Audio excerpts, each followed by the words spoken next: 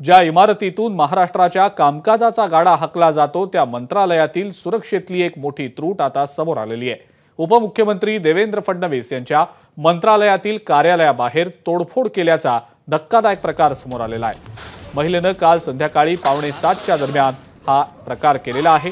या महिलेनं देवेंद्र फडणवीस यांच्या कार्यालयाबाहेर लावलेली नेमप्लेट तोडली, तसंच कुंड्यांची सुद्धा नासधूस केली। या महिलेनं मंत्रालयाचा पास न काढता सचिव गेटनं मंत्रालयात प्रवेश मिळवला होता। ही मोडतोड सुरू असताना कार्यालयाबाहेर पुरुष पोलीस कर्मचारी असल्यानं ते या महिलेला पकडू शकले नाहीत। मात्र काल रात्रीच उपमुख्यमंत्री कार्यालयानं याबाबतची रीतसर तक्रार दाखल केली आहे। चक्क उपमुख्यमंत्र्यांच्याच कार्यालयाबाहेर झालेल्या या प्रकाराची पोलीस आयुक्तांनी सुद्धा गंभीर दखल घेतली आहे।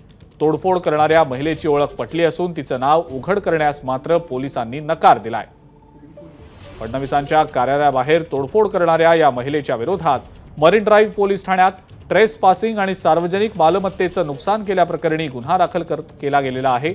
अप्पर पोलीस आयुक्त विनीता साहू, अभिनव देशमुख आणि पोलीस उपायुक्त प्रवीण मुंडेंनी केबिन तोडफोड प्रकरणी आढावा घेतला आणि या महिलेचा शोध घेण्यासाठी पोलिसांनी 3 पथकं सुद्धा तयार केलेली आहेत। तर ज्या महिलेनं तोडफोड केली त्या महिलेची उद्विग्नता समजून घेऊन तिची व्यथा दूर करू असं वक्तव्य उपमुख्यमंत्री देवेंद्र फडणवीस यांनी केलेलं आहे। मी माहिती घेतली, आजची घटना नाही आहे, ही कालची घटना आहे।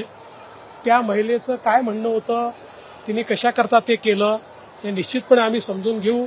एखाद्या उद्विग्नतेनं तिने ते केलं का, काही तिची व्यथा आहे का, हे निश्चितपणे आम्ही समजून घेऊ। ती व्यथा दूर करण्याचा प्रयत्न करू। लाडक्या बहिणीचा राग अनावर झाला अशी टीका विरोधक करतायत।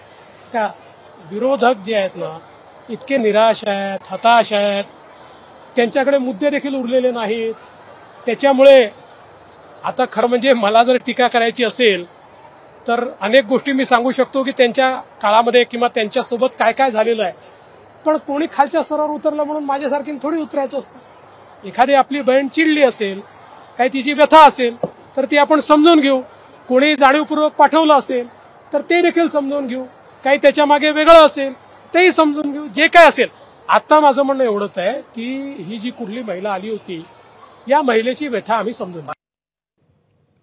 काल मंत्रालयात फडणवीसांच्या ऑफिस बाहेर ही तोडफोड करण्यात आली आणि एका महिलेनं हे कृत्य केलं। आज मंत्रालयात केबिन बाहेर पुन्हा सर्व सुरळीत करण्यात आलेलं आहे।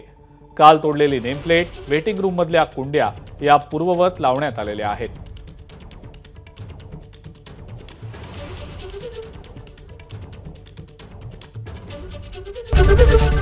एबीपी माझा, उघडा डोळे बघा नीट।